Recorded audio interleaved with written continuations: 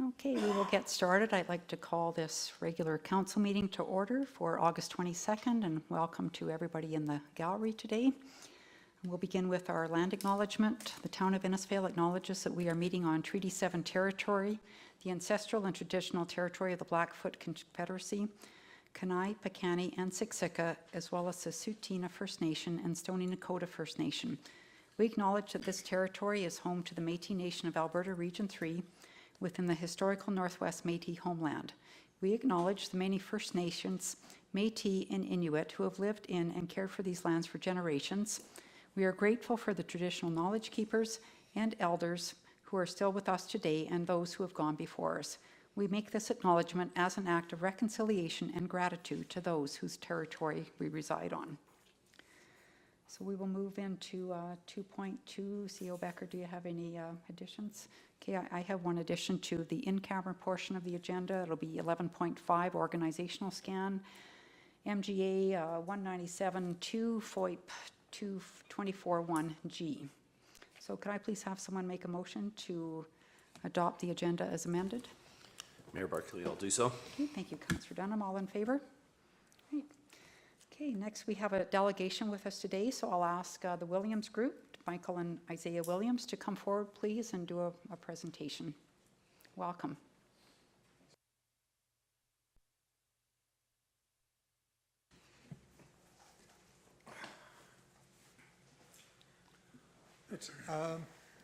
Good afternoon, Mayor Barkley and Council, and thank you for allowing us the time to speak today. My name is Michael Williams. This is my son Isaiah. As you have seen in your itinerary, we own the Williams Group of Companies, which is a group of small businesses that we own and operate out, and we're based out of Sylvan Lake in Edmonton. The reason we're here today is to speak of one of our companies and a potential project that we're looking at doing. One of our companies is called IQ Productions, and we generally in the past have done, we do corporate videos primarily for nonprofit with an emphasis on storytelling and kind of in that sort of genre. The reason we're here today, though, is to speak specifically about a project that we've been kind of discussing and working and kind of bouncing off Councillor Hystad as well, has provided us with a little bit of feedback. Before I'm going to let Isaiah speak on kind of the high-level vision of the project, and then I'll kind of get back to why we're here and what our ask is from you today. So I guess it'd be back in 2020. We both attended the Black Lives Matter rally here in Innisfail. And so my role in that was actually, I was the MC for the event. And Isaiah was with me along with one of our other friends, and they basically kind of oversaw the volunteers that were providing security. So I'm sure that the goings on at that event and the events leading up to it in those few days, I don't feel that I need to really rehash any of that. I know that you're all well aware of how all that transpired. We were there right from kind of the from the conclusion of the event to sort of the aftermath. Again, it's all been well documented, and so I don't need to go into that again. Of course, we'll be finished well ahead, so if you have questions, we're more than happy to answer them in that regard. Why we're here today, though, is since that time, and over the last probably few months, I've been starting to follow, and I had some things brought forward to me, first some that I saw on social media, and then in conversations with Councillor Hystad as well, about what we believe to be some really positive and inspiring changes that we've seen, that I've noticed that I started to become aware of, that were coming out of Innisfail here as a community. And you know, when I asked Councillor Hystad about it, and he had said, yeah, it all seemed to sort of stem, that first of all, that what I was seeing was accurate, and second, that yeah, that all seemed to stem from changes that seemed to start right after the Black Lives Matter rally. And again, I'm using that phrasing. I know there's other definitions for the event itself, but that seemed to be kind of the mainstream one that everybody's cognizant of. So because of these positive changes, and as I dug a little deeper and started learning more about it, we felt that, wow, there's a really positive, what we're seeing is a positive story to tell and about this community. And now I'm going to let Isaiah kind of speak a little more to the high level, what we're talking about. Yeah, sort of our vision for the project. So in my mind right now, and based on what Mike has told me, the vision for the project is basically the story of how people can affect change. It's been, again, it's been something I've been really inspired to hear, especially in the lead up to the event and sort of the surrounding, chatter that people have managed to affect positive change and progressive change in a community where it's not always easy to do that. I find that very inspiring. It's a really difficult thing to face opposition and oppression like that and to push forward and to affect that change. It's very scary, and I find that very inspiring. I think that's something that a lot of people can relate to and that find strength and power in that kind of thing. So it's a story that I would really like to tell and would be excited to. So as we're leading up to it today, so what we are planning on doing is, our goal is to actually shoot a documentary about basically, and again, we're working on the title, and I'll kind of explain why, if this seems a little bit rushed, of why we're here today, is that we believe that there's an amazing story to tell, basically of redemption, and of how that basically Innisfail and the people here have managed to flip the script off of what we followed the media. Again, we were very aware of kind of how, and again, being residents of Central Alberta, understanding kind of the brush that Central Alberta was really painted with, and a lot of it for some of the national news coverage that came out of here during that time. We feel that the story for a lot of some of the other initiatives and projects and things of that nature that we've encountered and we've found here, I think that we feel that there's a lot of value in the story, and we feel really positive that we can create a really positive piece and something that would really go a long way, not just for Innisfail, but for all of the region, to show that some of those potential stereotypes or that older school kind of perceptions of our region, that it's not always true, and it can be overcome. So that's basically why we wanted to be here. So the reason that we're here today is we're not looking for money. We're actually applying for a couple grants in place to be able to try to fund this project. What we're hoping for from you, and again, I'm assuming that there's going to be some questions, what we would like, if you felt so inclined, is that we were hoping to get a letter of support for the project that we could include with our grant application for the Alberta Foundation for the Arts. That's actually coming up right in September 1st, so we're in the final stages of putting that grant application together, and we felt it would go a long way to help our cause if Mayor and Council felt it, they would be willing to support the project and would be willing to provide us with that letter. So I think that's pretty much pretty much it for the moment. So if you have any questions on it, by all means, let us know. Okay, thank you. Does anyone have any questions? Councillor Harrison?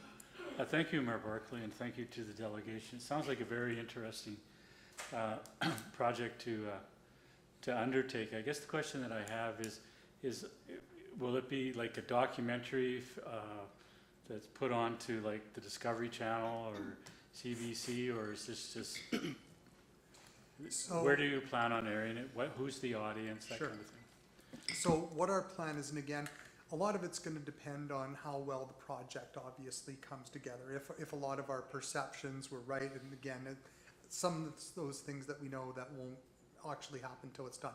Our dream scenario is that we'd like to be able to actually partner up with a network, whether it's Discovery, whether it's CBC, whether it's one of the independent services.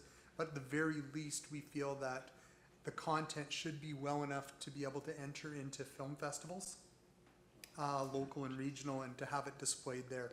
We're anticipating, and again, this could change, so The length of the actual piece would be anywhere from 30 to 60 minutes. Depending, we'd probably want to keep it at one or the other to make sure that it would fit properly for a format such as that. Thank you. You're welcome. Councillor Maceros? Thank you, Mayor Barkley.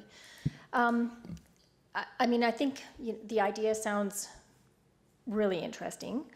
And I understand that to tell a story, you need to have a story arc, and there has to be a resolution of some kind.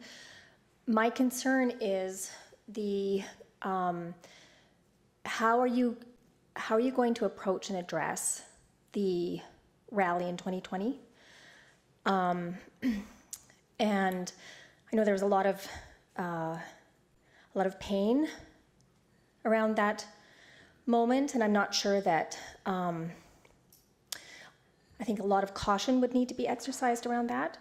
And I guess I kind of get from the details of your presentation here in the delegation that you're not asking for money from the town of Innisfail. I think that would take away some of your artistic license. Absolutely. But would the town have any ability to have any say in the script or anything like that? Sure.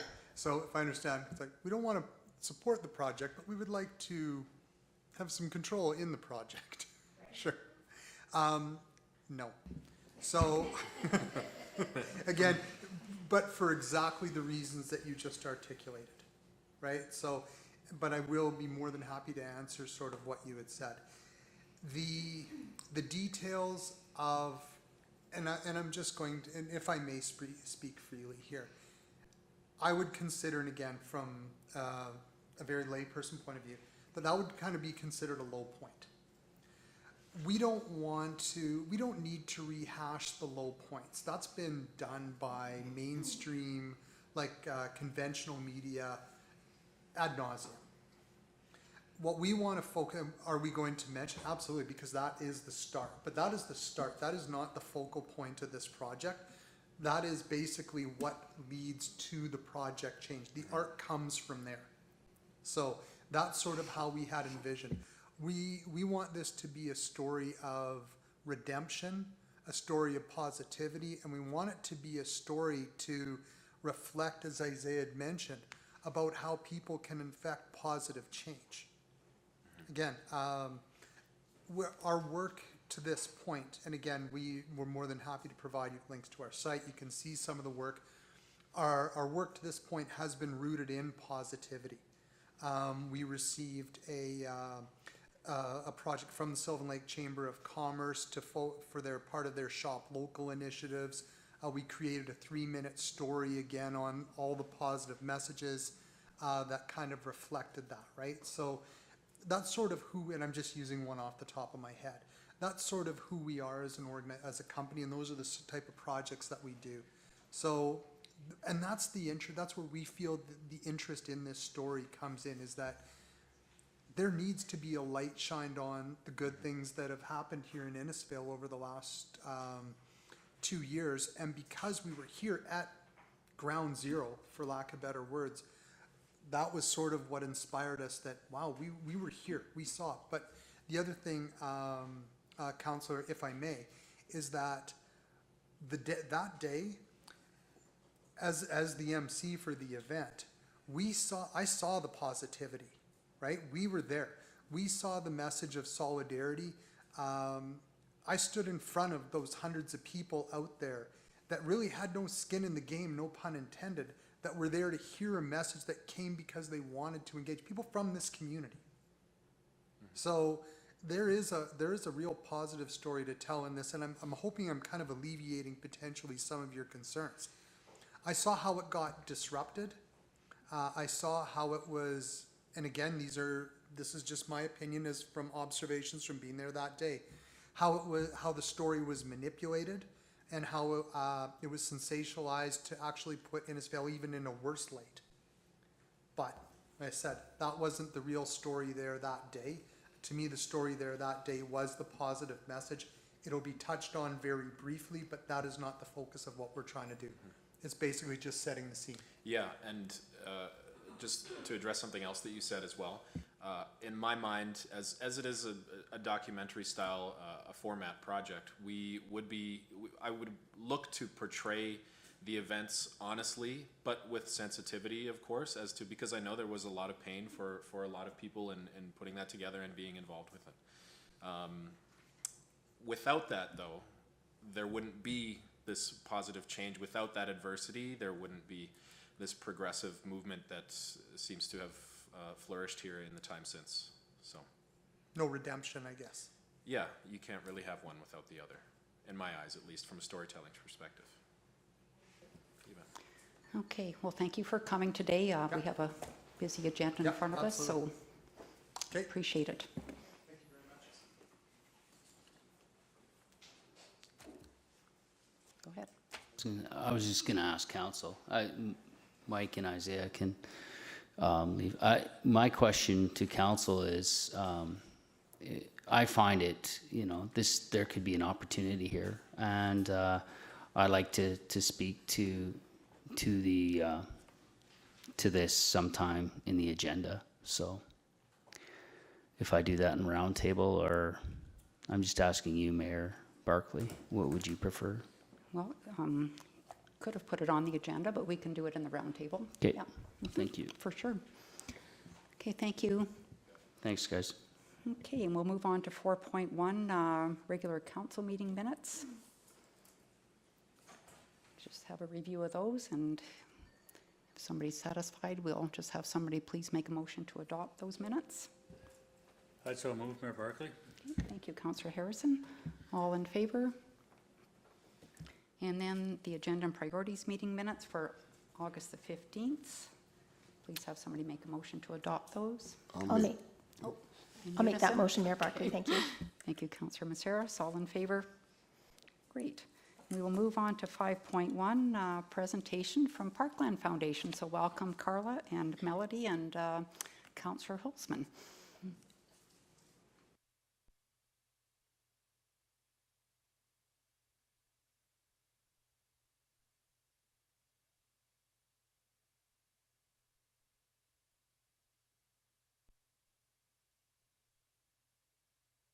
Oh, there. It was easier than I thought. Good afternoon, Mayor Barkley and council members. Thank you so much for the invitation. My name is Carla Beck. I'm the CEO for the Bethany Group, and we in turn provide CAO services for Parkland Foundation. Happy to have Melody Stoll, our stakeholder relations advisor, with us, as well as Connie Holzman, our board chair representing the board here today. Just wanted to share a bit of information. I understand you've all received the business plan for 2023 to 2025, and we've been happy to be able to work with so many communities in Red Deer County representing Parkland Foundation. I think there have been some great success stories here in the Parkland Foundation support of seniors housing and the needs of seniors in these communities. And one of those, of course, is the establishment of a new lodge and senior self-contained building, Autumn Grove, here in Innisfail. We've been very lucky throughout the COVID pandemic to not have too many negative outcomes within that site, and also to have a very full and thriving site, considering we know that that's not the situation in many other areas of the province at this time. We're also really happy that we were able to welcome seniors housing sites in the town of Delburn and the village of Elnora during this past period, and that amalgamation went really quite smoothly, and the seniors there seem to be happy with the support they're receiving from Parkland Foundation. So one of the biggest things that I just wanted to address, and I'm not going to speak very long because I hope that people have questions and we can talk about the things you want to talk about, was just to address, as we move forward, we've spoken a lot in the business plan about the need to look at the whole person when we're talking about the needs of our seniors and about the different communities that they come from. And so really important that we're able to work together to collaborate, have the various communities identifying the needs that they're seeing in those communities, and then to see how we can reach out through different areas of government and through different resources within communities to try to provide those services. So you'll see a lot of focus on that within the business plan. Do you have anything to add? No, I think the business plan development for Parkland Foundation was a very positive experience, and I think I'll take the opportunity to say, in the plan, we talk about the community resources, the things that the community is doing. It was actually a really exciting part of the business plan for me, because there was a lot of great things going on, not only in Innisfail, but in the whole area. And talking, when I reach out and talk to different staff people here and ask them questions, everyone was very helpful, but it was exciting to know that it looks like Innisfail as a community and the entire Parkland Foundation area is really committed to looking at the whole community and the role that seniors play in it, and how do you make sure that they are taken care of in the community as they age. Thanks, Melody. You're welcome. So does anybody have questions or a discussion that, that maybe came up as you were reviewing the business plan? So I'm curious, having been a former Parklander, land transfer. Is that, It's been requested or Okay. reminded of government once again. So, actually, the response I received just verbally was very positive. Okay. So I don't anticipate that to be an issue, but Okay. it's not formalized. And it's summer, Yeah. so I don't expect to hear from them Okay. too soon. But and do you foresee time-wise, I guess, as far as maybe expanding that campus, I will call it, where Autumn Grove is? I know that was maybe a vision at some point in time, but kind of waiting to partner, of course, with government on that. and- I think that's where a big of the collaborative piece comes in terms of that needs assessment. You've all, I'm sure, heard about the needs assessment approach from Seniors in Housing in particular. We have now seen the decision papers and guide as to how to complete that, but we haven't seen the final tool yet. And that's something that was expected to be community-driven. So something that Parkland Foundation would be happy to collaborate with various communities on what the needs exactly are.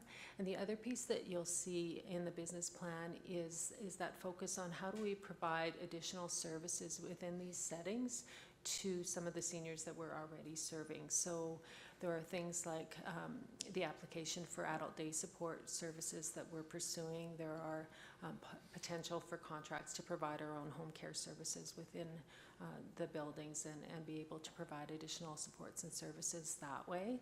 Even things like you've all probably heard about the community hub model that has been talked about. And so to provide maybe an opportunity for those that would like to purchase a meal once a week or once a day even, to come into the site. So we've had a lot of discussion. That was a really fun part about the discussion related to the business plan, is the openness to be able to pursue those activities as we're able to. And one last question, I'm hogging all the questions here, but the Red Deer Housing Authority, so 14 buildings, is that 14 doors, or is that, like, would one of those 14 be a duplex that's counting 2 doors, or is it 14 doors in the community that belong to Red Deer Housing? I believe it's 14 doors. Okay. And any kind of, I guess, discussion around where that goes in the future? I know we previously discussed maybe Right. Parkland taking that on, Yeah. and And we've kind of left that open at this point in time. We do have a little bit of concern about the condition of those buildings, and with the whole asset transfer discussion at the government level, being concerned as to who would bear the cost related to the condition. So there are things to definitely discuss. We'd be open to it, but we would also want to make sure that there was some funding that went along with yeah, that. of course, well, gorgeous facility. I love the gardens, the Yes, raised flower they're beds, beautiful, like, it's yeah. just, it's come together so beautifully, so. Councillor Harrison? Thank you, Mayor Barkley, and thank you. I've dealt quite a bit with Melody and Carla, and councilperson Husman on the board. And I'd like to go back to the land transfer. And I know we had discussed it at one of our board meetings about how can the community help the foundation going forth on speeding up this transfer, and would like a letter of support, an aggressive advocacy role. How do you see that, CAO? I think that if the community is supportive of that, that would be good. I don't anticipate right now that we will need that, but I would appreciate it if we could come back to council if they ask us for that. As I said, my discussion with housing, and I did that shortly after our last board meeting before summer so that I could catch people before they were away, was very positively received. So I don't anticipate that to be an issue, but if it were to become something like that, I would definitely appreciate the opportunity to come back and ask for that. Thank you. Thank you, Mayor Barkley. Any other questions? Okay. Well, thank you so much for coming today. We appreciate it, and great to see you as always. Thank you. Okay. So nice to see you all. Thank you. Enjoy the Have day. a great day. Good to see you.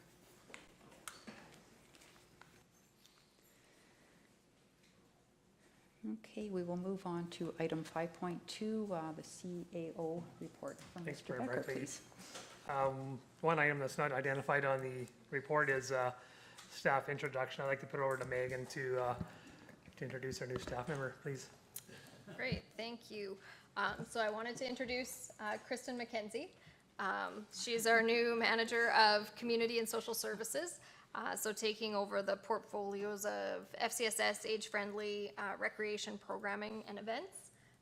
It is her very first day today, and we're very excited to have her. She joins us from the town of Black Falls.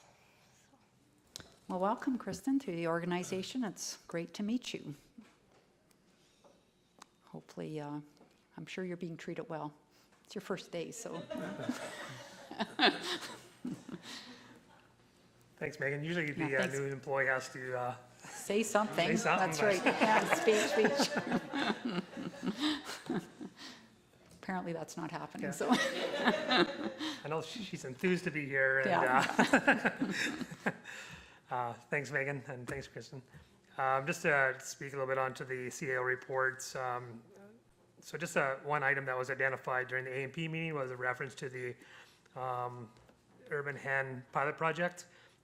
Just going back into the program, we determined that the project will continue until May 1st of 2023. So we have a little bit of time, but leading up to that time, because it is in the form of a bylaw, we'll do our assessment leading up to May 1st to get information into council so you can determine how you wish to proceed. At this given time, we have 2 coops that exist in our community through licensing. Just to add in a few other engagements that CEO was part of was seeking information from TELUS on our fiber, just trying to pull that important infrastructure utility, just have a stronger understanding of what's going on in our community regarding fiber. So that'll filter into council once we gather that information. And then really working on other council priorities, from mental health discussion to waste energy meetings. And of course, just spent a couple hours with the community with the new playground build. Probably not even enough to even mention it, but it was a great few hours working with a dedicated group of people. And did have a meeting recently with Victim Services, which you'll likely see a delegation come in the near future, just regarding some of the great things going on there, but also some of the challenges in regards to Victim Services. Other than that, if council has any questions on the report or anything outside of that, operationally or administratively, please fire away. Okay, any questions from anyone? Councillor Bates? I guess the only question I have vis-a-vis the Urban Hen, and I think I was the one that brought it up, do we have some kind of a thought process as to how we're going to evaluate it? Because that's what I'm being asked by one couple. Like, will the public have some specific input as to success, failure? Mayor Barkley, Councillor Bates, Dr. Gavin Bates, Councillor Bates, respectfully, so we have not developed the scope of the assessment, but ultimately it'll be put back to council. We'll gather that how many coops, any issues, any positive feedback, and perhaps even ask the community for any other feedback regarding helping you determine if this is a viable program to continue on past May 1st. So we haven't quite discussed it administratively of what that scope would look like. Okay, thank you. Councillor Hystad? Yeah, I can ask a question to Councillor Bates. Yeah, I'm just curious, is there concern out there with the coops? Yeah, I had concern expressed to me that, and I didn't know, excuse me, the date that we were gonna be evaluating the pilot. And so now that I do, I can reflect that back and we'll see. But there is some Yeah. concern. Okay, thanks. Councillor Hystad, or Councillor Harrison, sorry. Thank you, Mayor Barkley. Just one question. How many applications and how many licenses did we issue under the pilot? Mayor Barkley, Councilor Harrison has mentioned, there's been 2 coops, 2 licenses currently exist for the pilot project. 2? Correct. So I guess further to that, so the concerns have been with the 2 coops that we've had? I don't know. I'm asking that question. I'd like to follow up on Councillor High says, because, you know, we have a pilot, we have a bylaw, and if there's been concerns, have they been reported to our bylaw to investigate? So the one concern that I'm aware of is with one of the coops. I didn't know there was 2, and has been communicated to bylaw. Okay, no, that's fine. It's just for my information. Thank you. Okay, anything else? Could I please have someone make a motion to accept the CO's report as information? Councillor Dunham. Mayor Barkley, I'll make the recommend motion that council approves the Chief Administrative Officer report dated August 22nd, 2022 as information. Okay. Oops. Thank you. All in favor? It was quite noisy. And we'll move to 5.3, Community Recognition Program with Councillor Hystad. Yeah, and this is brought up to me following Ray Bennett's great day with the Stanley Cup. One of the residents, Pat Adams, who lives on 48th Street, he's lived near my parents for, I think, 30 years, something like that.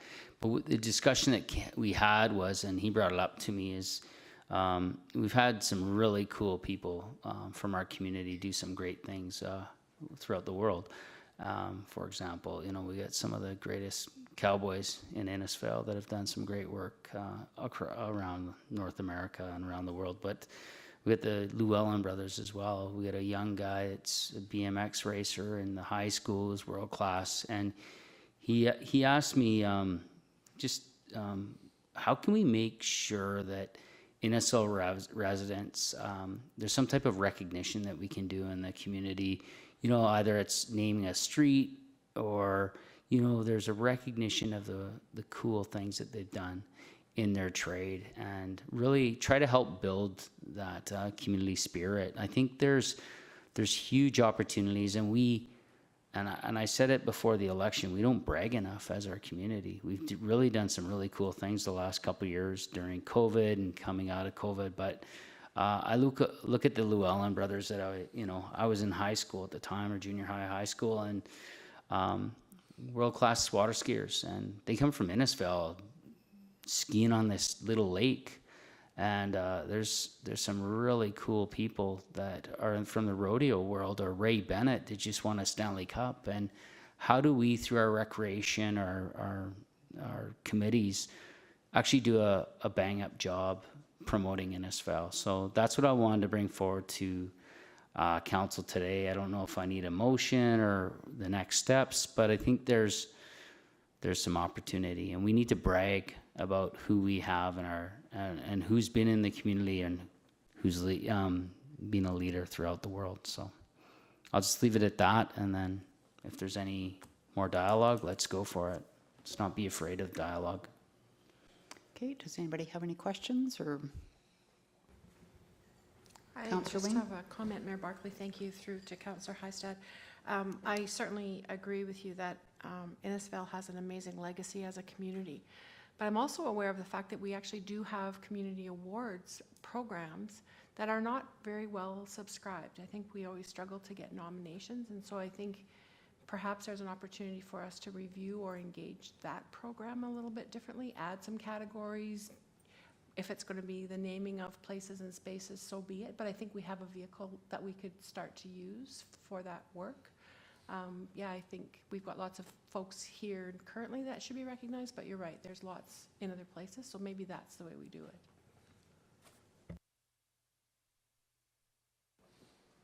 Councillor Maceros. Thank you, Mayor Barkley. Yeah, I think it's a great idea. Too, Jason, I was just, sorry, Councillor Hystad, and I was just going to say, like, in terms of furthering the discussion, and I think Councillor Wing's idea of expanding on the program that we've already got, but I wondered if did you have something in mind already? You mentioned the naming streets kind of thing. Just wondered if there was some other models that you were kind of thinking about. Well, I think you could name streets. I look at Dodds Lake, you could have, statues of the brothers. Stuff like that recognizes contribution to not only our community, but, around North America, the world. Things that we're doing currently now, as well as recognizing some of the work that we're doing. It's a way to express thanks and tribute to those individuals, and that's I would agree with Councillor Wing that it would be great to we have an avenue through I think it's rec committee, if I'm correct, or those committees that are looking after the awards, but I think our job is to listen to the public and push things along where you can do it in a way that things can be accomplished by us sitting on council. We're paid to represent our community every week, and sometimes those volunteers need help and steering and helping guidance to kind of get there, and they have their own autonomy. But I think that we're leaders for 4 years, and we set the tone, and that's why I wanted to bring it forward today. So thanks for that. Well, I would say that this would take the development of a policy to, and how far back do we go? And is it just recreation? Is it academics? It could be very large. Do we go back 100 years? Do we go back 50 years? So I guess if you want to make a motion that you direct administration to develop a policy for community recognition, then would that be the route that we go, CEO Becker? I just wonder, Mayor Barkley, Councillor Hystad, who's kind of leading the discussion on this one, is maybe you want to see that current program, see what's there, is it fitting? Do you want to expand on it? It's a pretty vast conversation you're having, from an annual awards program that's undersubscribed to naming streets after. It's not really narrow. I don't know. We can certainly research other communities, what's going on there, just to give you some references, and then you can build on from there. Maybe if you want just to pull the direct administration to bring back the current program, research on the municipalities, what they're doing in this recognition programs, it'd be a good starting point perhaps, unless you're certain of where you want to go. Yeah, and actually I think that suggestion, CEO Becker, is the right direction. So I would make a motion to direct administration to look at what we have with our policies in place and come back with ideas that are from other communities. And yeah, I just put another item on make that motion. So. Yeah, and I also, even some of the things that Councillor Hystad mentioned have been discussed previously. And so maybe bring some of that information forward, what we can anyway publicly, and go from there. So that would be awesome. Okay, any more questions or discussion? All in favor? Okay, perfect. And then we're going to move to 5.4, fines for too loud vehicles with Councillor Bates. So I just noticed the article in the Red Deer Advocate that is now up, and I'm not personally trying to take a stand or own the cause. I just, I look at what Red Deer is doing, and I think that does reflect some progress, and also believe that if anybody keeps ignoring it, that it will reflect deterioration down the road. And I just can think of countless times that I'm outside talking to somebody, and all of a sudden you have to pause your conversation because you can't hear with somebody going by, just giving it on anything from a pickup to a motorcycle to whatever. So I guess the reason, I sent the article to fellow council, and the mayor asked me if I wanted to bring it up, so here I am bringing it up. All I'm looking for is a discussion, and if people think we should get this on our radar, then, again, just a quick discussion, straw poll that we should get it on our radar. Then as we look to the next budget cycle or whatever, then I think we should weave it into, where we're going. And if not, then fine. Thank you. Okay, thank you. Any comments? Councillor Dunham. I'd say probably what we're speaking of is in the top 3 of concerns of citizens that speak to me. I mean, it's around speeding, it's around loud vehicles, and it's around noise. So I thank you very much. When you sent this to us, it's a really good information to have, and I would definitely like to pursue talking and discussing this more and trying to figure something out, because like I said, if it's that high up and it's that many people, I mean, for example, on Saturday at the Lantern Festival, I had probably 5 or 6 people come up and talk to me about just this subject. So yes, definitely like to talk about it more. Councillor Hystad. Yeah, I would agree with Councillor Dunham. It's been an issue for quite some time. How I'm looking at this on a community policing side is you give out warnings and then you ticket people. I see it as an issue. I've sat at the coffee cottage quite many times outside where somebody's ripping by in this, a small little car with a modified muffler, or even out walking where some guy in a big diesel truck is rolling coal as he's gonna blow dust at you because he thinks it's really cool to blow, diesel fumes at you and your wife at 6:30 in the morning. And it's ongoing, this kind of BS. And I think I appreciate you sending this on. And this is just a number of items that we do have, and speeding is an issue in this community. We all know that. I think we've discussed it over and over again, that we need to look at the how much a bylaw is similar to Sylvan Lake, 40 kilometers in certain areas. I think that 50K is way too fast, and we all know that. So let's deal with it. Thanks. Councillor Harrison. Thank you, Mayor Barkley. I certainly support going forth with getting more information. I did ask the question, how many official complaints have we had through bylaw? My concern is the enforcement of this. We have bylaws now. We have speeding that's not being enforced, and we did introduce another one. How are we going to enforce the loud noise bylaw?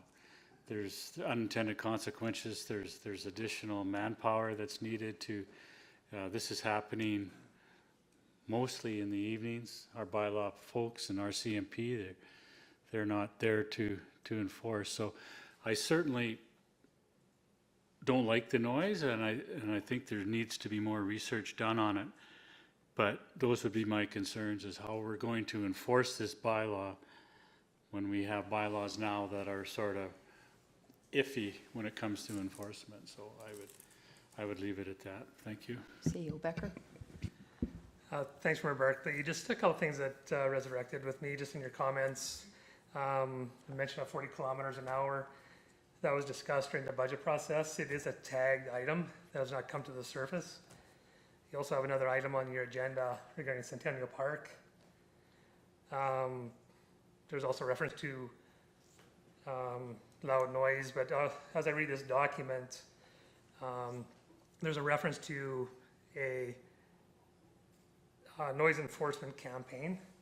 So instead of just chunking off different items, is actually pull all these items together, and Innisfil could derive at a noise enforcement campaign. I guess I just want to make it clear, I would have to differ with Councillor Harrison on his comments on enforcement. We do have staff in our CMP that do enforce our bylaws, so I'm not in quite agreement with those comments, Your Worship. I just want to make that clear. But if council wants us to further on and develop consider a noise enforcement campaign, it might be a logical direction to consider. Thank you.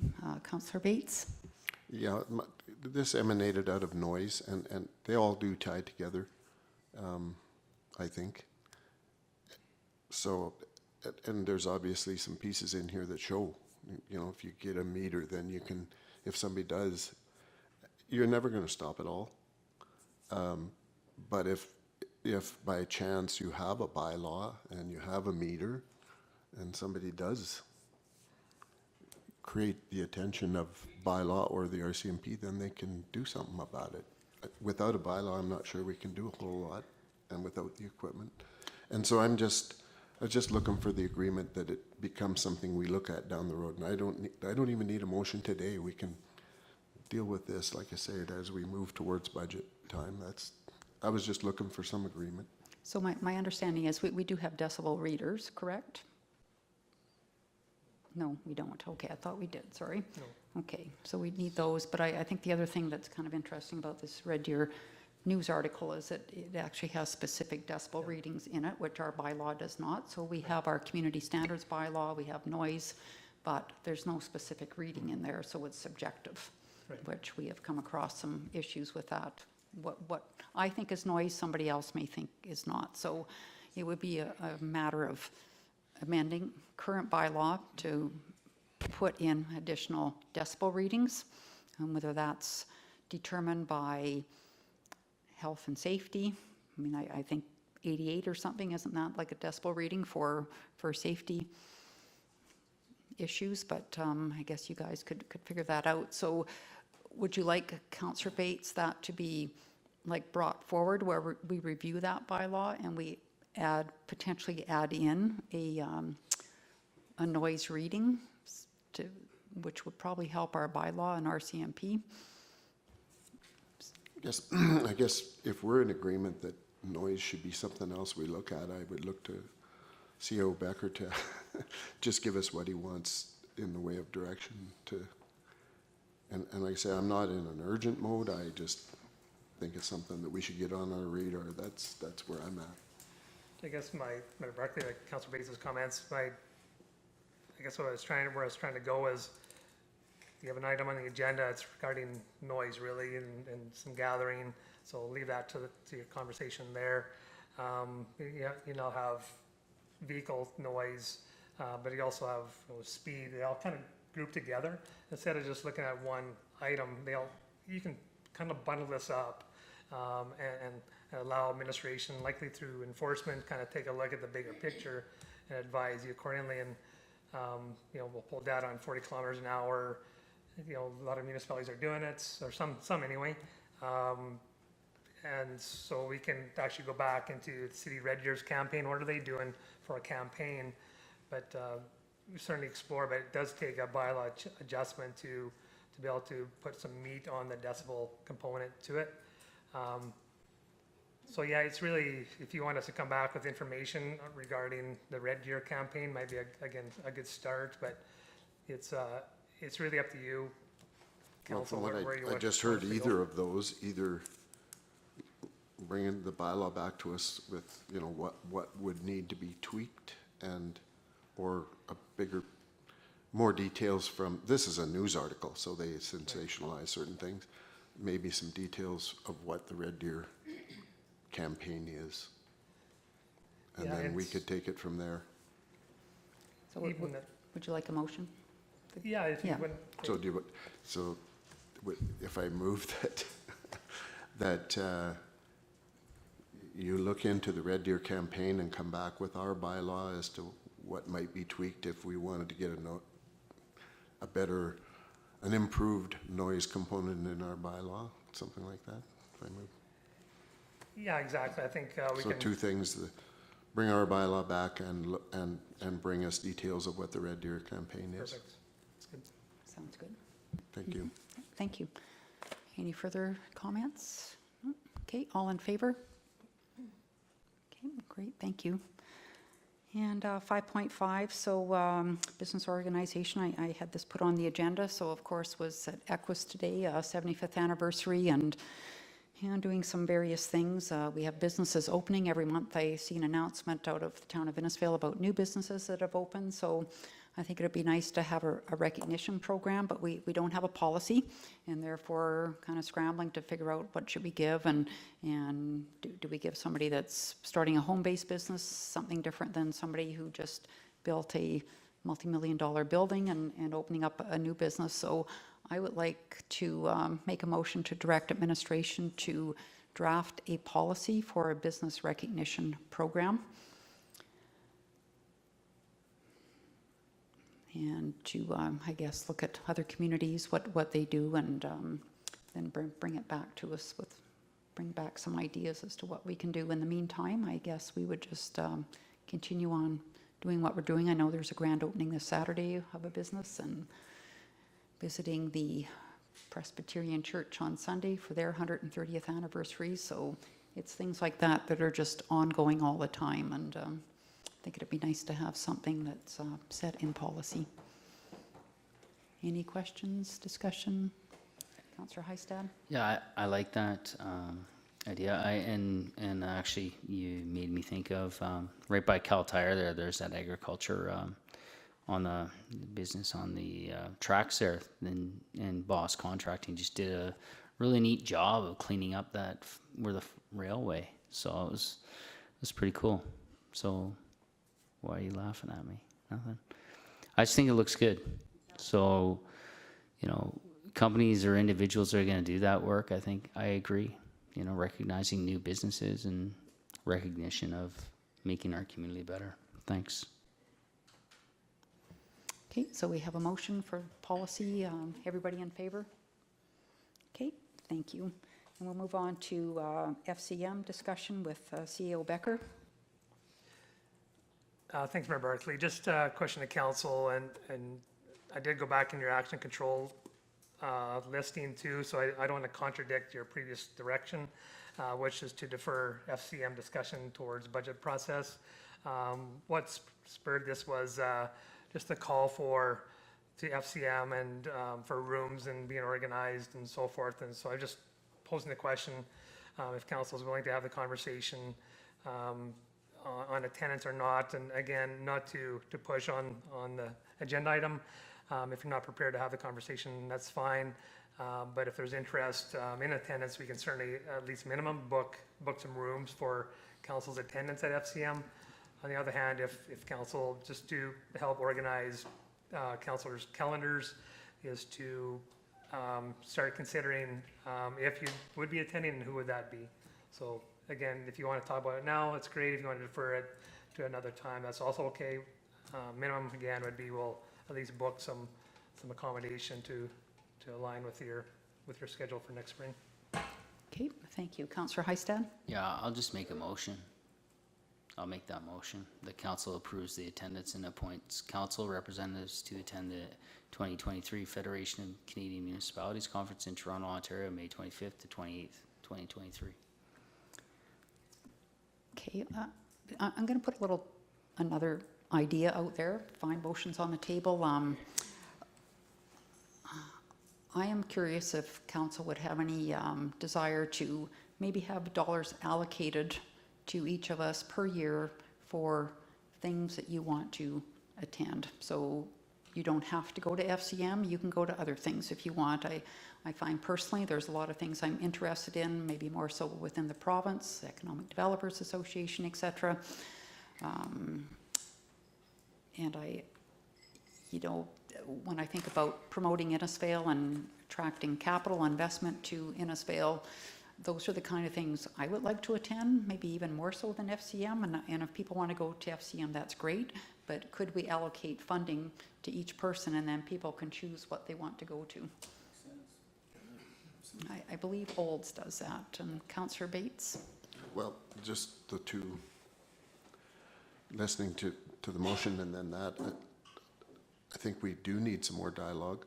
The CAO asked if we could, get agreement that we should book. I think we probably should at least just book some spots, and probably the usual. And then maybe have further discussion now that the mayor has introduced that thought. And that discussion could culminate at budget time, obviously, because it's about funds. When I look at the FCM, they're an enigma in a lot of ways. I think sometimes we get good value. Sometimes in the more exotic locations, it seems like they just have a get-together. And I think COVID changed things quite a bit, and now they're trying to find themselves again. not having gone, having heard that 300 and some odd people would show up out of 1,200 when they had their elections and stuff for the actual voting, not really getting a good, I don't have a solid report that I can go back to of what we gained out of it. And to me, I think we should give it another shot in the sense that it was trying to come out of COVID. But I do know other communities that are absolutely not attending. So I think it's room for a lot more discussion, but we should probably book so that even if you book them in, I don't know that you need the names yet, but if you want to go ahead and do that, I'm okay with that too. Councillor Hystad? Yeah, I'm good with the motion. I'm just gonna say, let's just stick with the motion. If we can come back and look at other avenues to deal with funding for conferences, I'm good with that. I just wanted to, I don't want to debate FCM. I just want to stick to the motion so that we can book people in if they would choose to. Thank you. Councillor Wing? Thanks, Mayor Barkley. Just one comment, because I know Red Deer City Council has exactly the kind of program that you have suggested, and I support that, but I think that there needs to be something that goes along with that program that actually strongly enforces or reinforces to council that it's important to take part in professional development activities. It's not something to campaign on later to say, I didn't spend all my money. I think that we allocate it in the budget so that we grow as a council by individuals participating in those really important opportunities. So I support however council, the wisdom of council agrees, but absolutely we need people to be out and about attending those events. Yeah, valid point. Thank you. Okay, we have a motion on the table. Everybody, I'm sorry, Councillor Can we Bates? have the motion read back because I think it creates a decision? Could you read the motion back? The council approves the attendance and appoints council representatives to attend the 2023 So you made that motion. Federation of Canadian Municipalities Conference in Toronto, Ontario, May 25th, 28th, 2023. So my question before I vote is, how many? Well, typically in the past, we've done two plus the CAO. Yeah. Okay. Okay, Councillor Maceros? Sorry, I'm ready to vote if you want. I was just Okay. going to say I'm interested in attending. Okay, Yeah. okay, all in favor? Great, great, thank you.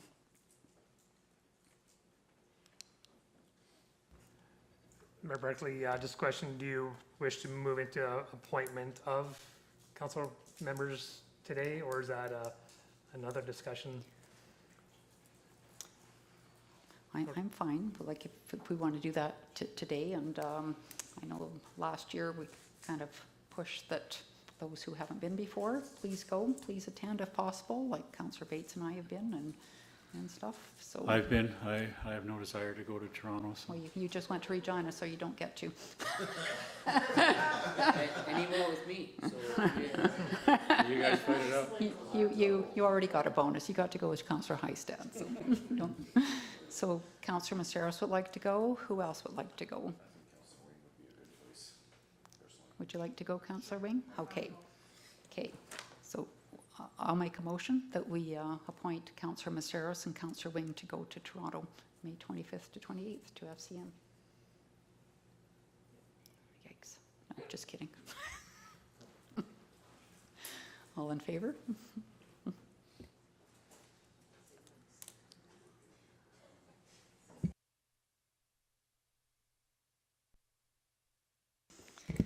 Okay, we'll move on to 5.7, the Alberta Provincial Policing Plan.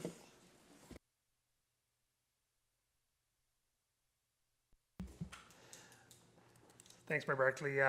Bear with me on this report. There's a lot of information. We thought there's so much information coming through. Let's put it within a report as information. So I'll kind of skim through it. You're probably going to hear this a couple different times just on the amount of information gathered on this.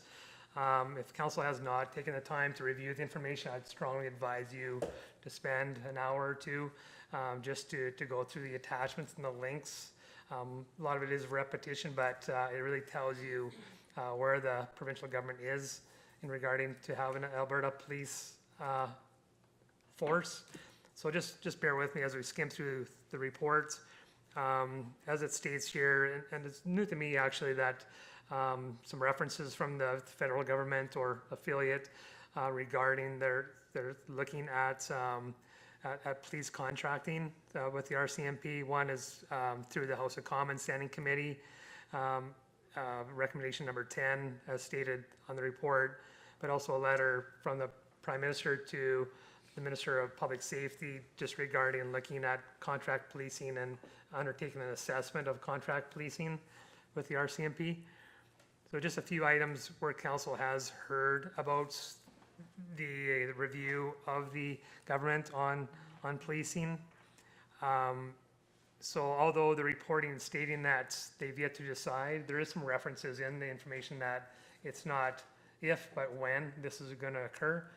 And what I'm hearing, if you saw Minister Chandro's press conference, stated that it's really up to the new leadership of the current government, and then also the election is subject to where they wish to go. So basically, if UCP, under the right leadership, this will likely occur with a strong on the likely will occur.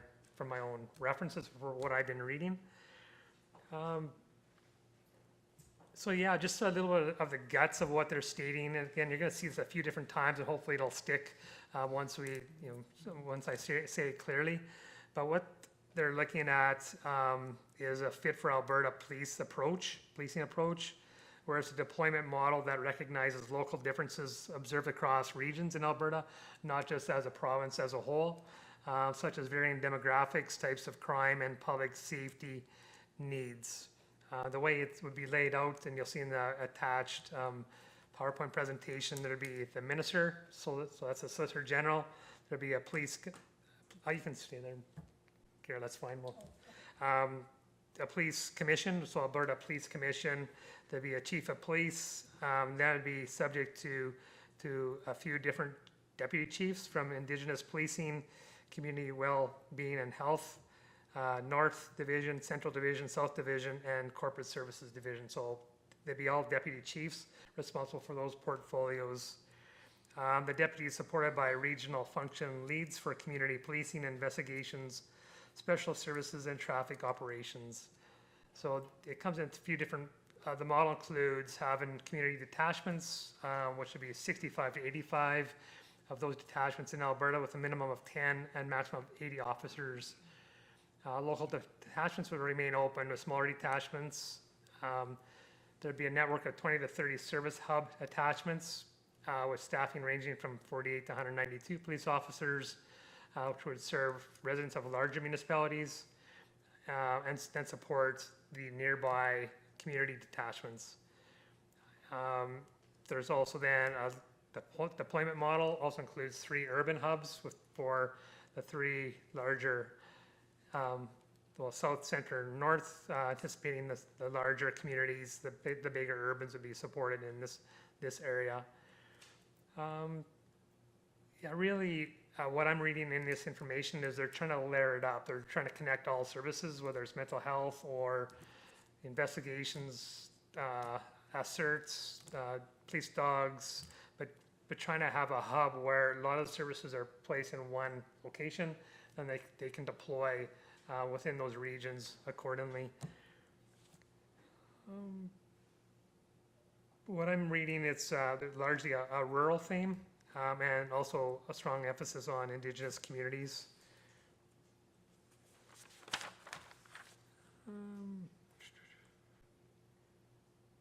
So the Alberta Police Services plan to assume control of the first detachments in June 2025, followed by a ramping up period of 12 to 24 months until all detachments are transitioned. The government is required to give the RCMP feds a 2-year termination notice. The transition costs that will be incurred over the 6-year period is estimated at $366 million, with $241 million of operating costs and $125 million as capital.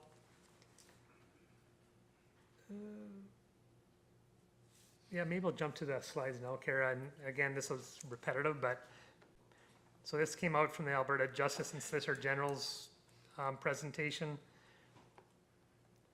So again, their deployment model is structured that prioritizes the unique needs of Alberta's diverse communities, so again, more pointed at different regions and modifying the services accordingly, increase service delivery in smaller communities and rural areas. What it states is that increase amount of police officers working in the smallest detachments. What I believe I read, a minimum of 10 per detachment, with no anticipated increased cost to municipalities, which I won't get into the politics, that's your side, but certainly that might be true on day one, but on day 3 or day 30, that's always the question. There are references to the key benefits of why they're wishing for this to occur are there for your reference. I won't read those out. As mentioned, the structure is what I stated already, with the different deputies supporting the chief and the commission. Just going down one, and looking at, trying to create partnerships with the different service providers. Talked about, again, the community detachments, which is where we said to the more probably regional service hubs, service hubs, that's medium-sized communities, then into more regional hubs, and then also Indigenous communities. Yeah, a little bit more information on the size of the different hubs, I guess, that I've mentioned.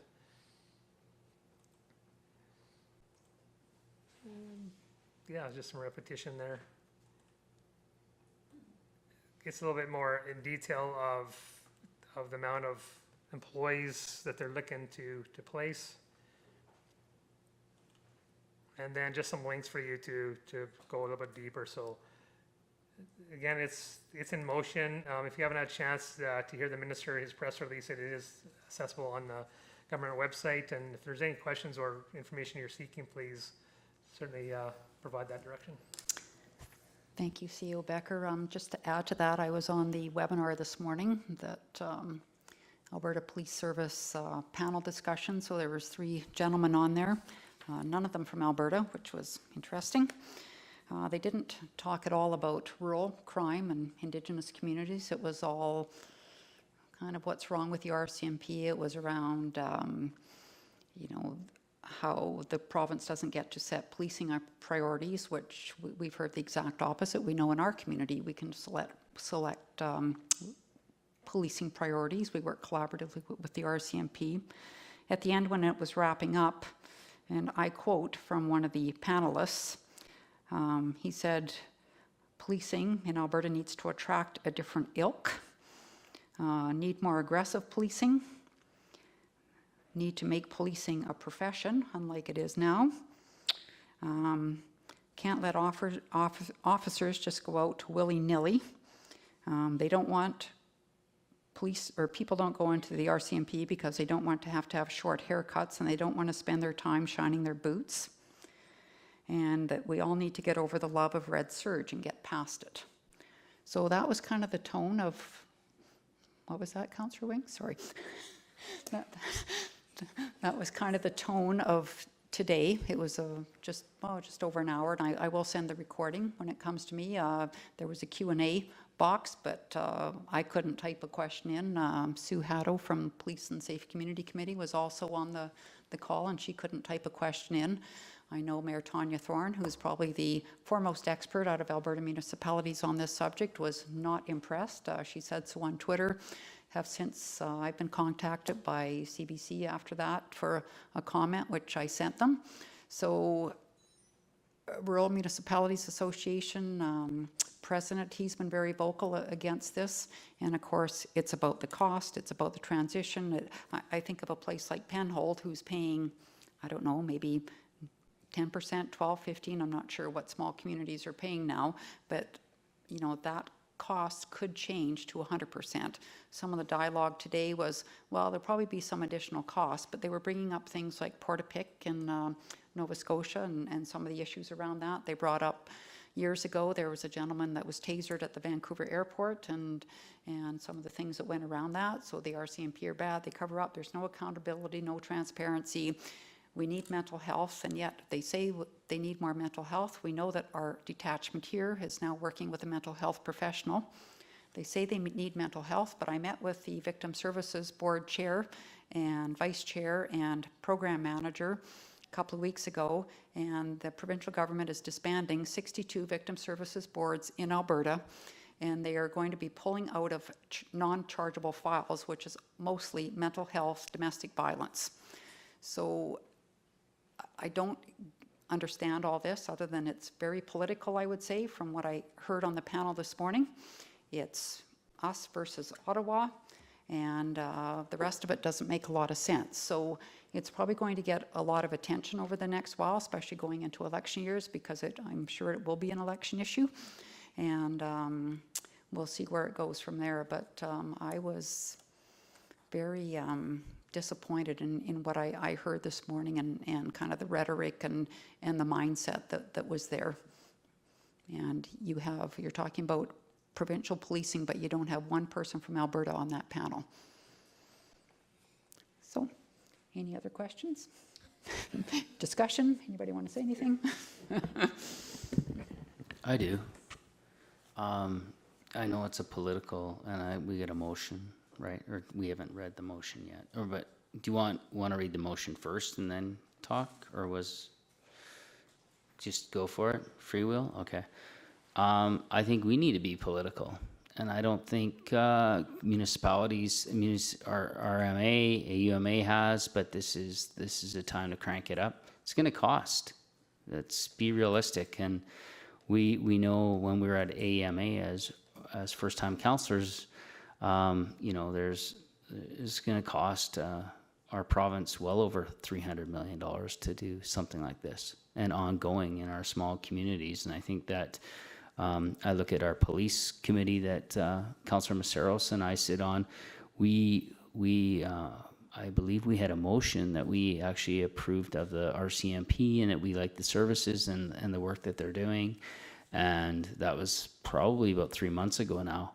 And this is only going to ramp up. So my thought is, we have a body through the Municipalities Association to advocate for us, but I think communities like us in our MLAs, and that dialogue needs to be had. And I think that that's where it's going to happen. Us as council has to push back if this is the route that we want to go. So we may as well be upfront with the government and say, this is where we're at. Not chicken out of this one. This one's been ongoing for almost a year, and I think we crank it up. I think the one letter from Panoka was bang on in our. We've sent a letter. So we have sent a letter. I know. As well. I know, but I think that dialogue with our own MLA has not really happened, and putting that pressure on our rural MLAs. So that's where I'm at. Councillor Hystad, I feel that the pressure has to come from the larger body. And yes, we can be vocal about it, but the pressure needs to come from Alberta municipalities, and it needs to come from rural municipalities, because they represent all of us, and we need to advocate all together. And I know that Alberta municipalities, they got this, they had notification of this not long before it was released last week on the same afternoon, so they didn't really have time to go through it. And then, as I said, Mayor Thorne was on the call this morning, but I think we need to understand it takes them some time to kind of go through all this information and put out a formal statement. They put out somewhat of a statement last week, but I know that there is more coming. So, it'll be interesting, I think, this fall at the convention in Calgary, that this will certainly be a big topic of discussion. But just so you know, there's going to be a lot of media attention, and I've probably had 3 requests in the last week to comment on this. And if you like, I mentioned to CEO Becker today that it may be wise for, I think CEO Becker and I can work with Ken and maybe get some talking points for everybody, because the file is so huge. We want to make sure what we're putting out there is accurate and we're not misrepresenting anything, because it's going to be watched very carefully. So if people want to have some pocket notes, for lack of a better word, and because you may get called, but I think as, with council, we have made the motion that we are in support of the RCMP, and we need to continue down that path and stick with what we've said. And I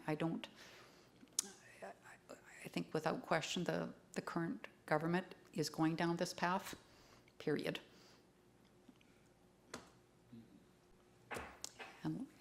And it's going to take municipalities in Alberta to push back on that, which everybody has been doing. Hence, yeah, Councillor Hystad. Yeah, and my comments were I get what your comments are, the AMA making those comments, but I do see if this is where rural Alberta is, then our responsibility is to have that dialogue with our MLA. And I remember one time we had a conversation on it briefly, and you can have these local kids, young guys working for you. Well, we're going to have that in our community with the RCMP. We have a young person that grew up in Innisfil as an RCMP officer. I don't know. I just think that sometimes you got to crank up the heat, and I see them as tone deaf. So that's all I'm going to say.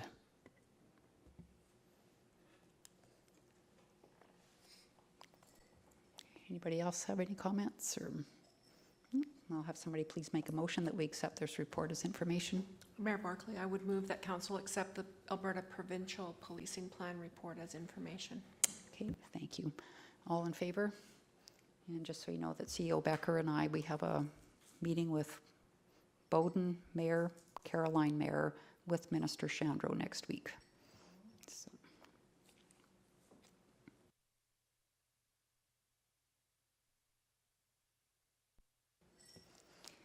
So we will move on to council action control, item number 5.8.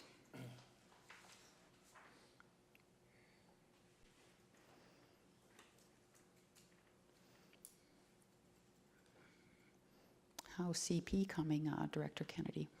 I was waiting for Councillor Bates to ask, but. It's right there. Unfortunately, it's still no progress.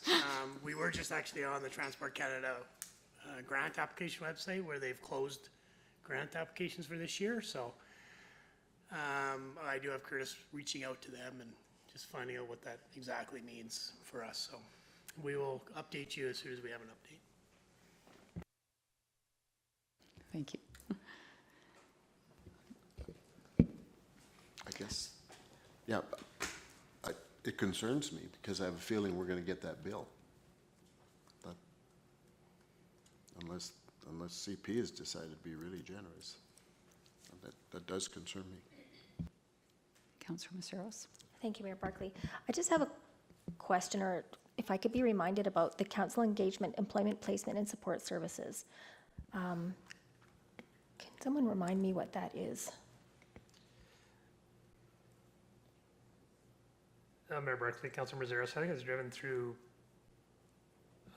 Councilor Dunham just on an engagement he had regarding a speaker.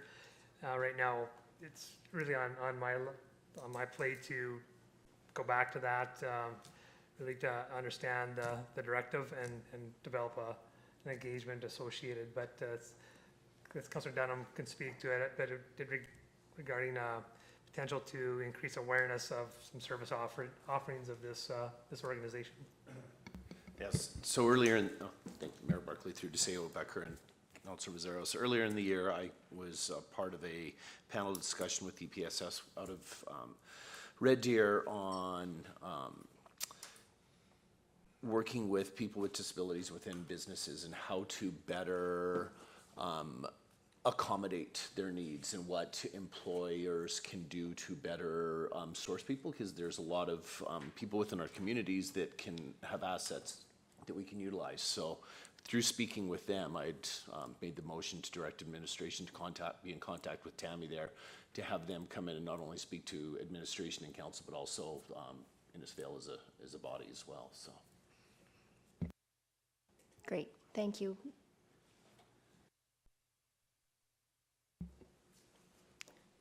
Anybody want to make a motion to accept this as information?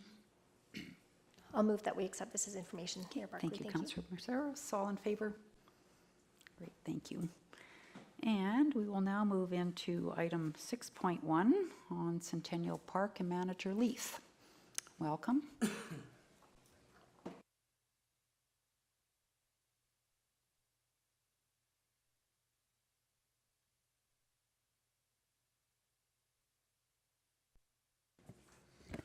Your Worship, Council.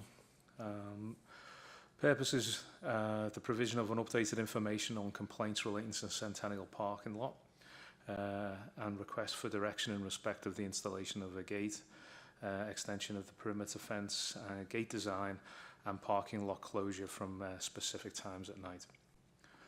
So background, municipal enforcement and RCMP received complaints of antisocial behaviour relating to youth at the parking lot in Centennial Park.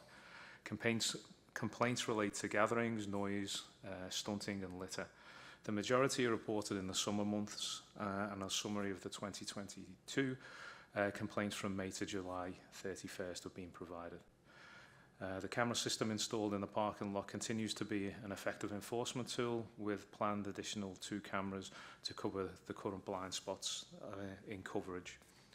Review of the park's bylaw is currently underway with an initial draft still scheduled for October. The cost of gates installation was provided with an RFD dated June 27th. The quote is still within estimated costs with suppliers looking booking into mid-September. Interactions by RCMP and municipal enforcement with youth gathering in this area is generally noted as respectful with consideration to the neighbours.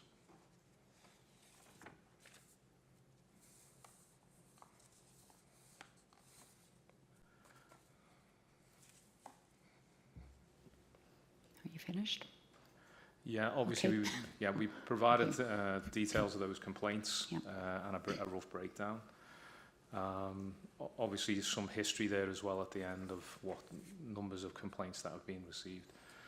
In looking at the breakdown in complaints from both RCMP and municipal enforcement, they do relate primarily, there is a bulk of them relating to a property which backs onto 50th Street there.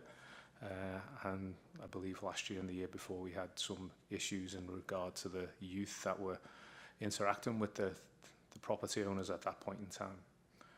Some of that has been repeated by the current property owner and the property is shown as up for sale. Okay, thank you. I'll also add, had a different resident who I interacted with this past week, and they phoned twice in the last week to the RCMP during the week after midnight. The noise was so bad in the parking lot at Centennial Park. So it's ongoing. Just wanted to add that in because that's the most recent update.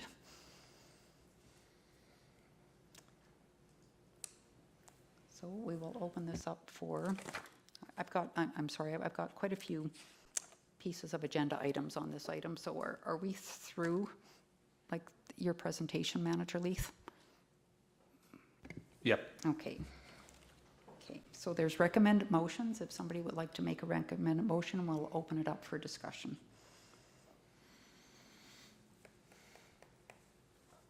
I'll make the first motion.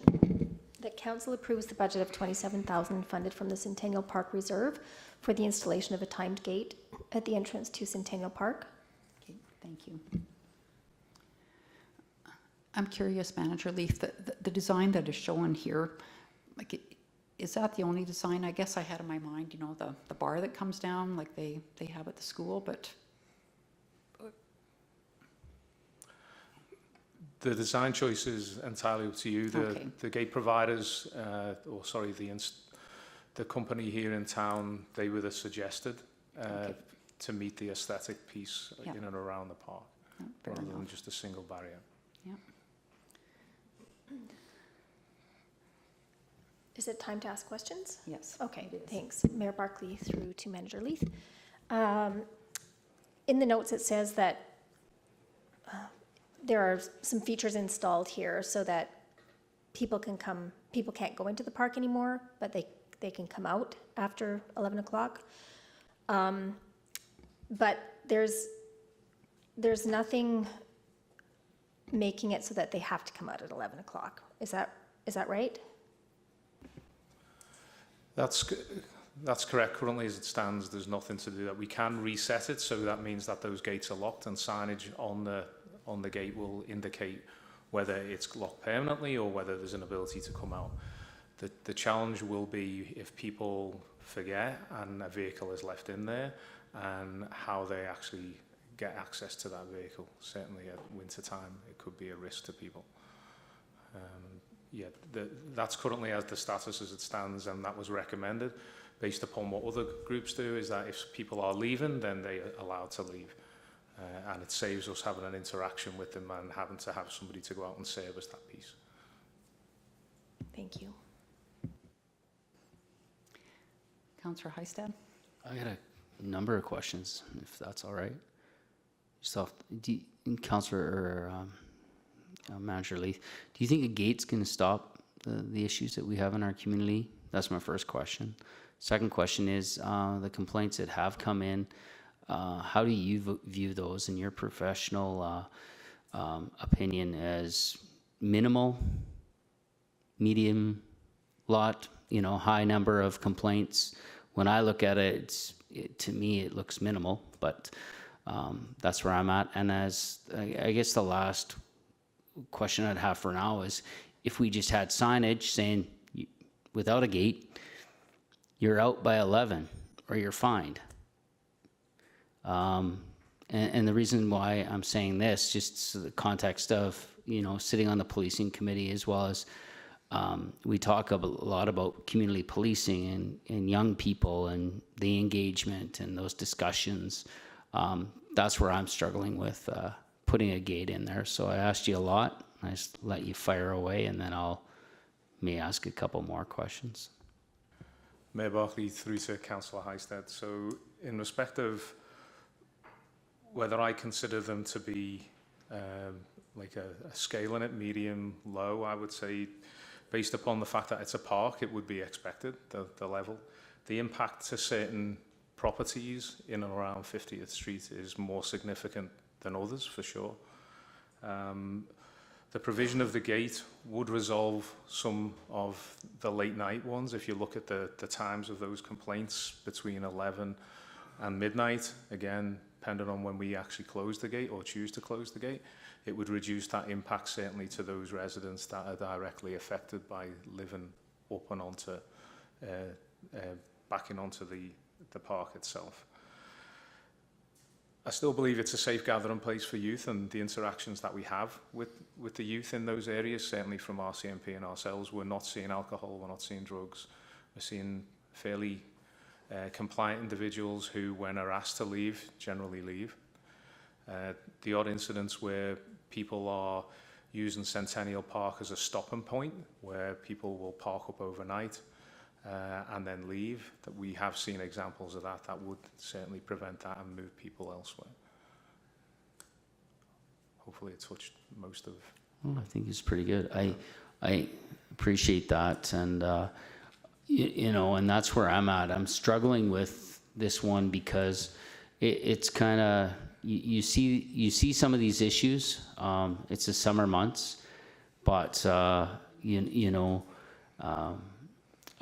go back to the community policing and our role as leaders and helping and working with CEO Becker, Manager Leith, and being a representative of council sitting on that committee, is that we talk a good game about communicating and talking to people, right? And to me, a gate says that, leave, you're not wanted, right? And well, these are my comments, and I'll allow you to speak when you want to speak, Mayor Barclay. But it's not welcoming in my mind, and that's why I'm struggling with this, is making a decision on it today. I truly believe that if you have rules in place and you have measures of having conversations with people, things can become better rather than just shutting people out. I know in many cases people go walking at 6 a.m. and they park their car there and they're walking around the lake, or they're stopping off at 5:45. That's not 7 a.m. That's 6 a.m. in the morning on a regular basis. So I understand that the citizens that live on that street, there's a few of them, a couple of them, that may have concern with that. It's just how do we handle it in the best manner possible? So those are my comments. Thanks. Yeah, I guess we don't have to close the gate or open it at 7 or keep it closed to 7. We can do 5. I know some research, Red Deer Rotary Park is closed from 11 to 5 a.m. Kerrywood is closed, I think, around the same hours. Harlack Park in Edmonton, same kind of thing. And I guess, should we expect that parking lot be used in a manner that's disrupting residents? We have a house for sale down there right now. That's the second time this house is sold in, I would say, the last yearish. I can't remember when the last sale was, but it's because of the same issue. We've gone back. This isn't a new issue. We're going back, when did we put the cameras in? Maybe 3 years ago, 4 years ago. But we wouldn't tolerate it at a campground, but somehow we seem to want to tolerate it in our community. And I don't think closing a parking lot, not a park, but a parking lot from 11 p.m. to 5 a.m., for example, is going to be a huge hindrance. All it's going to do is make life a little bit more enjoyable, I hope, hopefully for people down living in that area, where they don't get woken up in the middle of the night and having to call RCMP over and over and over again. And how many times do they not call because maybe they just can't be bothered anymore because they're so frustrated? So I have heard the frustration firsthand from residents down there, and I guess, you know, this is a time we either going to do this or we're not, and I guess then we have to go back and answer our citizens down there, what are we doing to prevent the noise from happening and to stop this? So I've heard that it kind of tailed off a little bit for a bit, but now it's ramped up again. And like I said, last week there was another 2 calls to RCMP after midnight. So, Councillor Dunham. Thank you, Mayor Barkley. I guess, I mean, we've obviously had discussions on this before, and we see that individuals move. I've heard, I mean, I've only been here for 5 years, but I've heard that it used to happen at the school parking lot, that it's happened in different areas of town, and that it's almost migratory. And I know in my youth, it was migratory. We went to Glenmore Park, then we went here, and it was all dependent on where we could get into. So I guess I reflect that if we close this off, where are they gonna go to? And number 2 is there's street parking. So if there are a couple of vehicles or a couple of people that want to get in by closing off a parking lot that accommodates maybe 50 vehicles, for those few people that want to go for those early walks, park on the street. And I think we really need to acknowledge, as I would want to be acknowledged as a citizen, that if I'm having these issues, that I would want it addressed. And I know that this will upset some people, that we would be spending money on a gate, $27,000, but if it was other individuals in that place, they would want something done. So I think we need to do our best to alleviate those concerns and also to help improve that neighborhood. And if this does that, then I think we're going in the right direction. Councillor Harrison. Thank you, Mayor Barkley. Through to Director or Manager Leith. I see the school has put up a sign on their parking lot there on the, I guess it would be the north side of the high school. And the sign says no trespassing between the hours of 11 and 7 or 11 and 5. Has anyone spoke to the school division about, has that sign been effective? Because at one time, I know I was at an open house here, and that came up that the kids were using that parking lot and making noise over there, and there's some residents that were concerned. And I was just wondering if anyone from your office has contacted the school division to see if that sign is working. Your Worship, through to Councillor Harrison, no. We haven't contacted them to see whether that's been more effective. And the signage allows them to enforce. That's, I would suggest, their motivator for that, is that they've put the sign up, and that would then allow them to enforce that piece.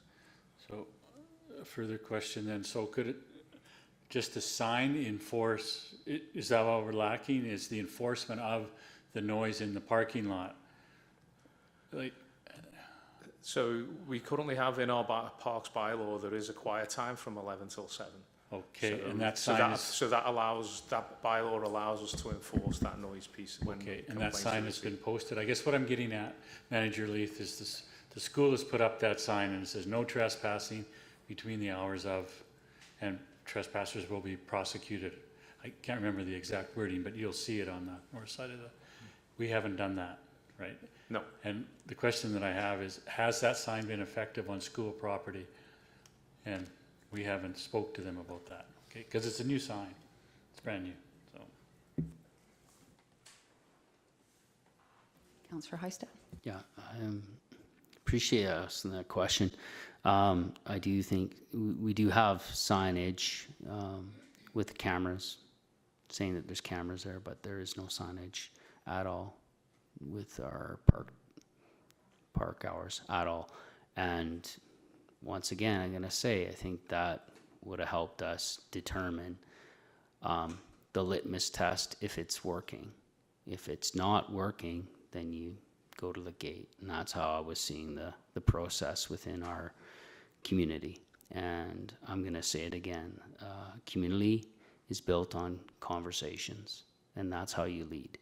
And this is the one where I'm really struggling with today, because I was a guy bitching about garbage and bitching about young people. And sometimes when you live in a community, some adults know how to have a conversation with young people, right? You have a conversation, say, hey, beat it, or we're calling the cops. Some people struggle with that, and that's why I'm struggling with this one today, is putting a $27,000 gate right now, because I've had a resident call me and say, the problem's gonna go elsewhere, Jason. And so that's where I'm at. So you can compare it to the campground or whatever. The young people or people are gonna congregate somewhere, and you gotta have rules. And that's how I'm looking at this. And I'll make my decision if we finish this today. Thanks. Your Worship, sorry. Yeah, no, go ahead. If I Yes. can just go back to the RFD from June 6th, and there was 4 bullets there, and that was put together in conjunction with the RCMP. So we sat there and we looked at other engineered ways we could reduce the problem or affect the problem. Certainly from the conversation, certainly from Councillor Hystad there and Councillor Harrison in respect of signage, that recommendation included that piece. And also the review of our bylaw, if we were to reduce our quiet time down to 10 o'clock, and the signage to support that certainly would allow enforcement. It turns around and provides the information out there to what is acceptable in and around our park area. Yeah, no, I hear you all. I just, it's still going to take people calling, people being disrupted during the night by noise and having to call. So I think, $27,000 for a gate. I wonder how much we have spent in resources policing Centennial Park, going out there at 2 o'clock in the morning, putting up CCTV cameras and on. So we keep kind of putting Band-Aids on. There's been a lot of education done down there as well, I understand, but we still have an ongoing problem. So are we going to now put up another sign, say, okay, this time we're serious, you really have to keep the noise down? And do we really have to have a place where people can gather and make noise? And I'm not talking about the park. I think that's an important point. I'm not talking about closing the park. I'm talking about closing the parking lot to vehicles that sit there and music's blaring, garbage is being strewn places once in a while. And like I said, I need to go back and answer to residents down there as to what are we doing and is it going to work? And I don't want to see more houses for sale than what we already have. So,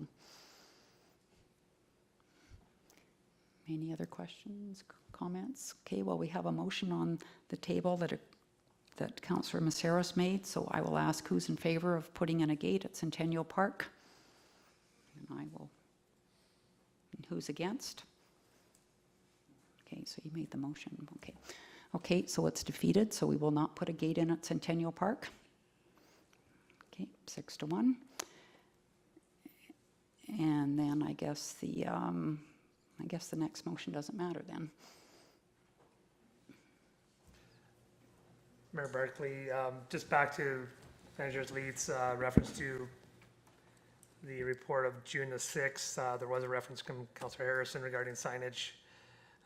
So this did come before council previously. Obviously, is there anything there you'd wish to consider for direction, whether signage or other engineering materials, or are we just going to leave this for the time being? Just your direction would be appreciated.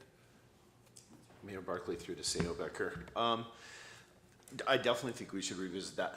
Is there a way for us to go with one of the previous recommended about some signage and then actually try, because it's one thing to try and stymie this by writing tickets.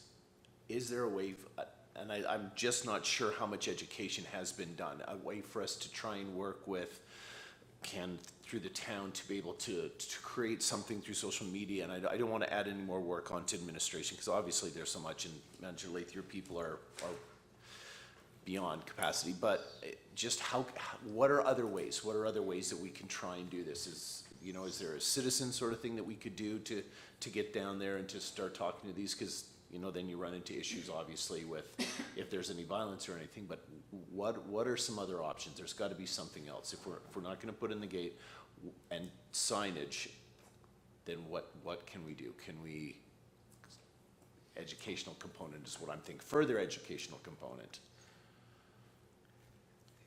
Mayor Barkley, and looking for Manager Leith, maybe add in is certainly you can do a program to educate. It's material, it's social media.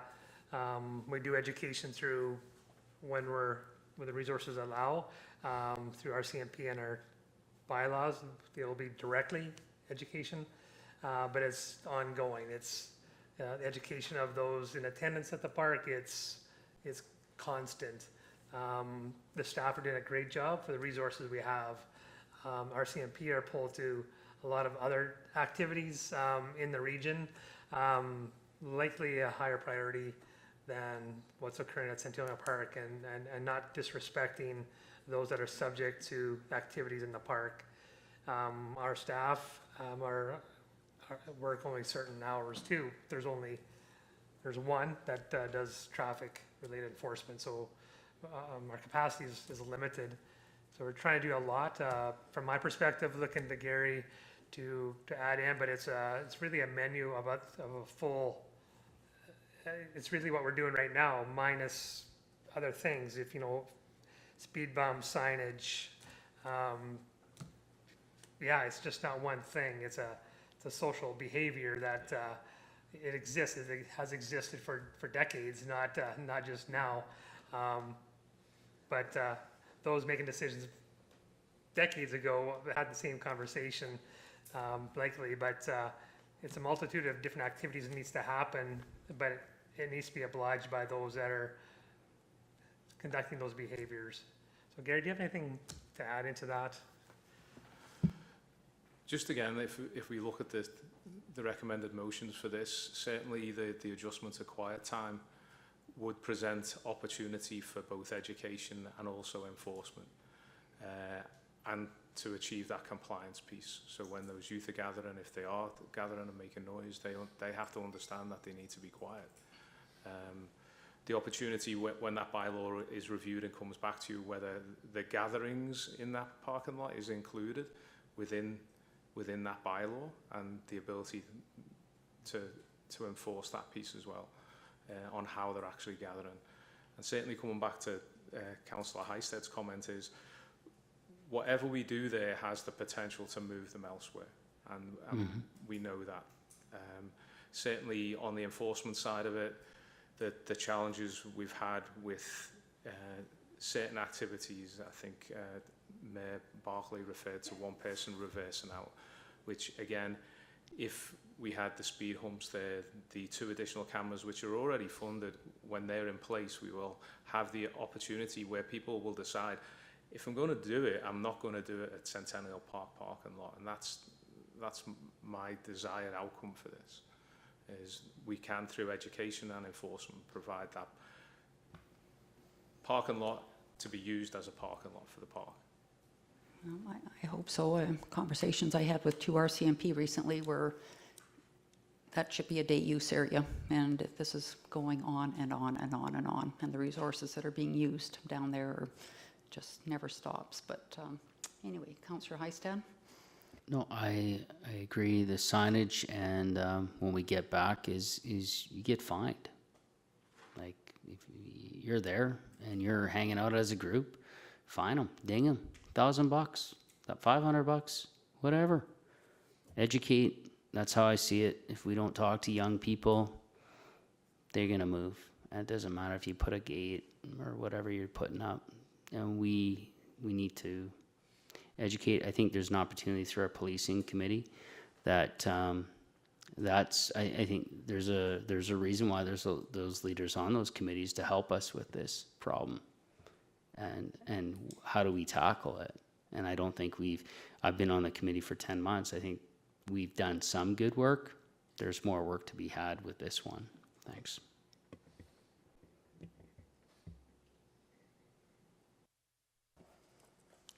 Okay, anything else? So just for clarity, so right now the bylaw is expected to come before you in fall, October-ish. That's really the only direction we have received at this given time. Obviously, any changes to the bylaw, we can reference through signage. So, so bylaw first, signage following. Gary, any comments? Yeah, just with regard to that, our first review of that draft that has been given to us by Vanessa is tomorrow. So whether there's opportunity to get that in based upon current commitments before October, but certainly, yeah, that's how I would see it, is certainly as we move forward, the changes to the bylaw and then the signage and then the education and enforcement piece to follow. Okay, so the current contravention to the noise bylaw is a $100 fine. So, is that adequate? Or are we going to review that down when the bylaw comes back? Will we review? Well, does it? Mm-hmm. Do you want comments now, Your Worship? A question, Mayor Barkley. It comes with the bylaw. Yeah. Yeah. So that is a bylaw affiliated review and direction. Yeah. And I know we've discussed it before, and you said, well, there's no point putting it up too high because it'll just get thrown out by the courts anyway. So we need to keep that in mind as well as we move forward. So, okay, well, thanks for your time today and all your work on this. We will move into correspondence and information.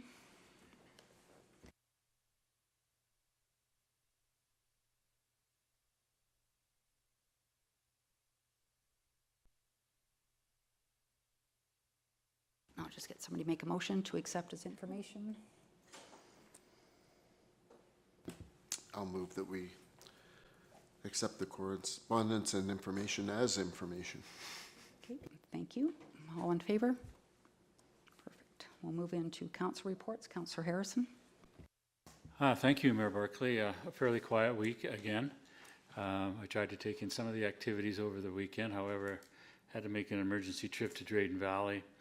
And the rest of my time has been spending at the historical village. We're doing some upgrades. I'm happy to report that we're going to be starting on the Sinclair House, the flooring, and also the gate. We've met, and I really thank Stephen in operations and your staff. We met there this morning, and they're going to give us some assistance with hydrovacing and drilling holes, and that's going to begin on Wednesday morning. So hopefully by Wednesday evening, we'll have up at least the post for the new gate. So I thank you for that. Thank you, Mayor Barkley.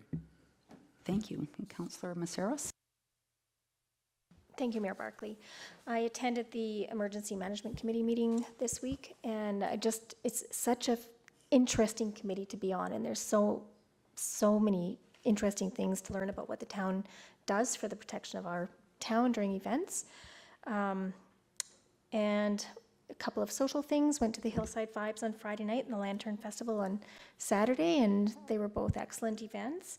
And I'm going to the World Trade Center in Edmonton tomorrow to the Varme presentation. So thank you. Thank you, Councillor Dunham. Thank you, Mayor Barkley.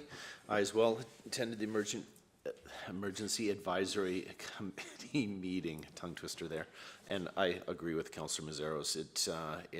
That was my second, and the amount of information to learn is vast, but it's so interesting. And looking, yeah, the piece about the regional emergency management structure and bringing in Red Deer was very interesting, and I look forward to learning more about that. And as well, Lantern Festival on Saturday was fantastic, and I want to thank everybody here that attended and made it such a special day. That was it for me this week. Okay, thank you. And Councillor Wing.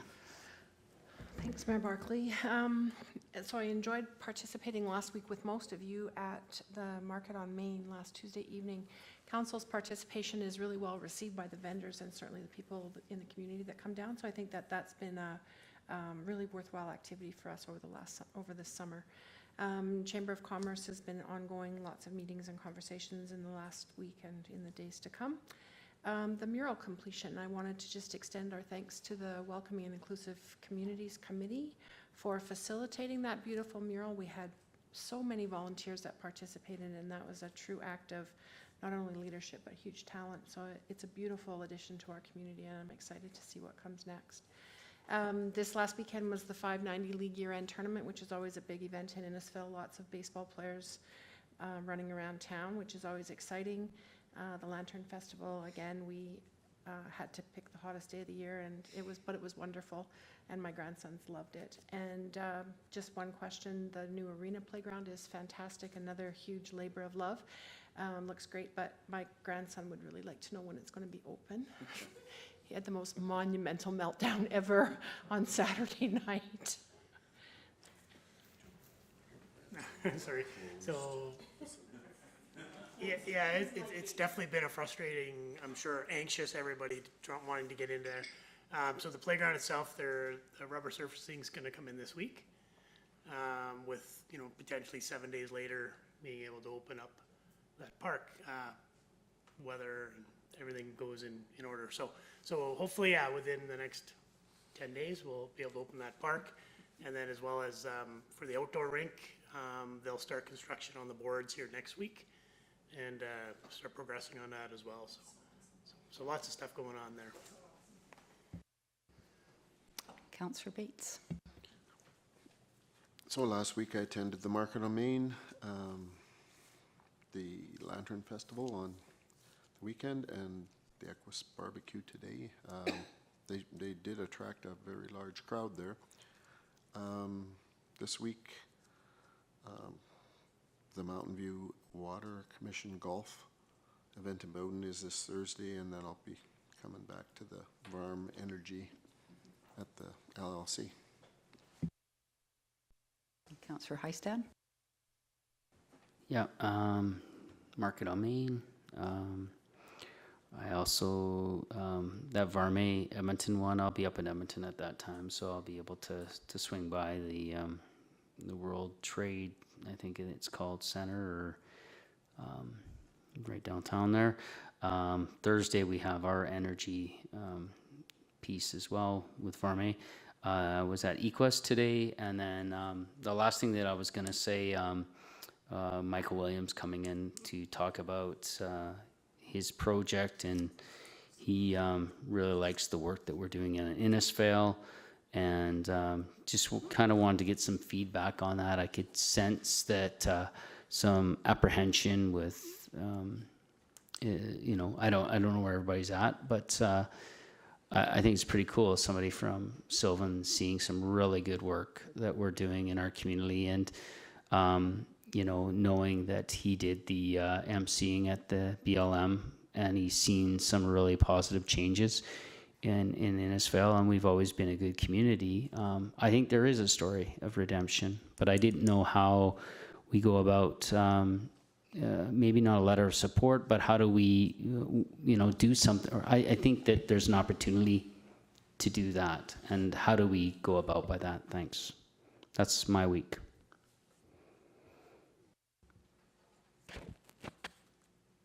Did you want? Of course you are. Thank you, Mayor Barkley, through to Councillor Hysted. I agree. They didn't need to come here. They could have just gone off and done something on their own. They could have, I mean, they owe it to no one to approach us. Having worked in the media and having worked on documentary, it's their creative expression. I see what they're saying. No matter what we name or what we want to recall the name of the event was, it's what's happened since then. And I really see that that's what they're trying to focus on. And I think that all of us can attest to, and we've heard it time and time and again in our community, that so much has happened in the last 2 years. And if somebody wants to work with that material and document it and help reframe or continue to reframe the image of Innisfail, I personally support it. I think it's wonderful. And I mean, how do we, yeah, I don't know how we could not want that to happen. I think so many of us have worked tirelessly through being on this council and in our private lives to try and make it understood what this community actually stands for and not allow those narratives that were formed at that time to be what Innisfail is known as. So whether it's a letter of support from us or whatever, I know personally that I think it's a wonderful idea. Okay, if everybody's in favor, this is one of the reasons I have the item in camera, and I would like to discuss in camera, and then we can come out of in camera, but there's some comments I'd like to make that I want to do it privately, just to protect some people. Is that okay? Yes. Okay.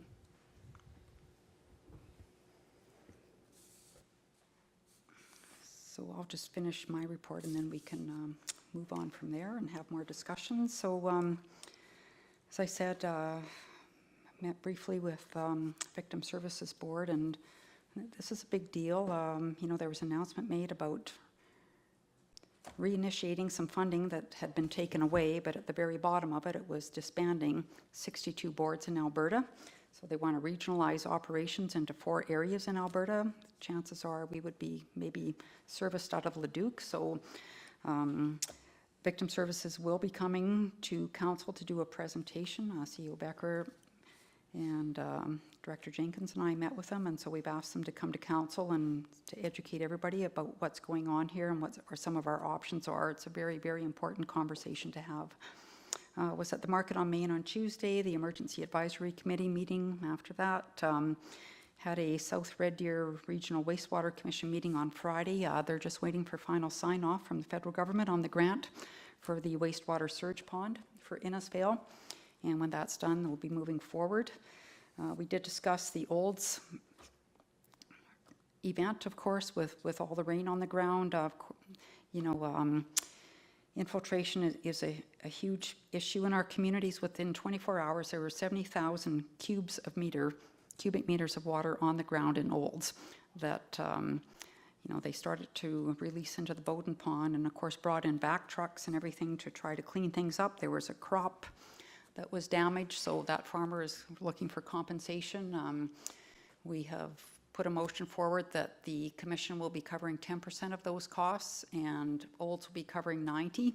And, you know, I can't emphasize how important it is, and of course, you know, administration knows this, Director Kennedy knows this better than anybody, how important it is to try to reduce this inflow and infiltration we get into our wastewater system. So I will also be asking that CEO from the Wastewater Commission comes and does a presentation to council about the system, so everybody has a thorough understanding. So when we go into budget this fall, you will understand the costs of that system. And right now, you know, they try to put $750,000 per year into reserves. That is totally dependent on revenues, on profits, and you never know what that is because you never know what's going to happen with rainwater. So June, July, I think at the end of July, the revenue for the commission was around 16% above what they'd budgeted, which means it impacts us the other way around.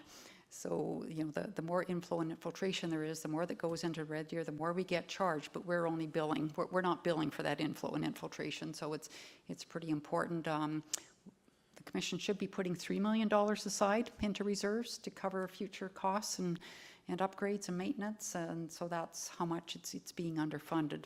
You know, and as Councillor Walsh says, he's a chair, that, you know, unfortunately wastewater, it's not that much fun to talk about and kind of gets pushed aside for other things that are, you know, maybe a little bit more attractive, but hopefully we'll have them come soon. I think, do you want a motion for that, CEO Becker, or no?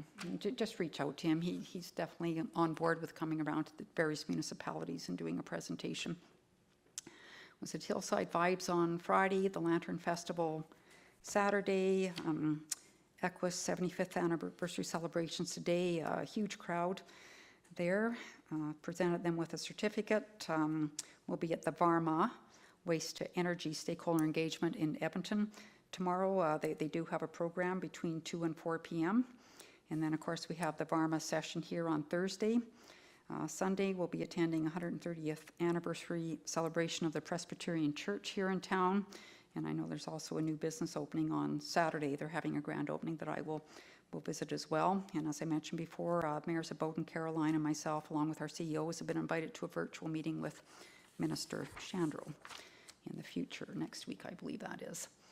So we will go into open microphone. Is there anybody online, Kara, that would like to participate? No, and we have Mr. King with us. Would you like to say anything, Ron? Thank you, Mayor Barclay. Just a comment, and I think Councillor Harrison, about going back to the beginning of the meeting with noise bylaw. Our wonderful 56th Street on weekends is a wonderful place for anywhere from 3 to 12 Harleys just to see how fast they can actually go. Is one his?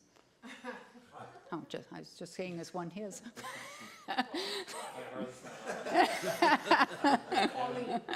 Just checking.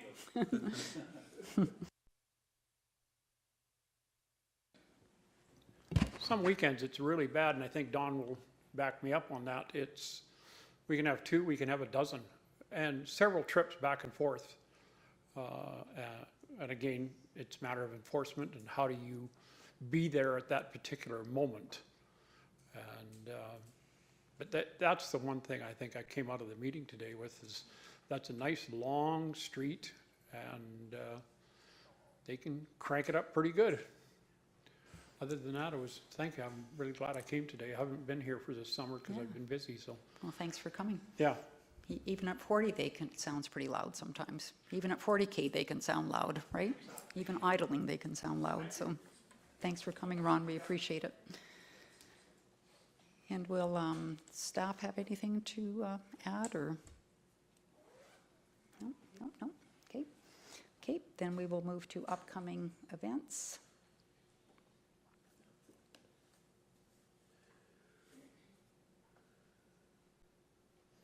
And I'll just have somebody make a motion to accept this as information, please. Mayor Barclay, I'll make that motion. Thank you. All in favor? Great. And then we'll have a motion to go in camera. I'll move that we go in camera. Perfect. Thank you. All in favor? Great. And let's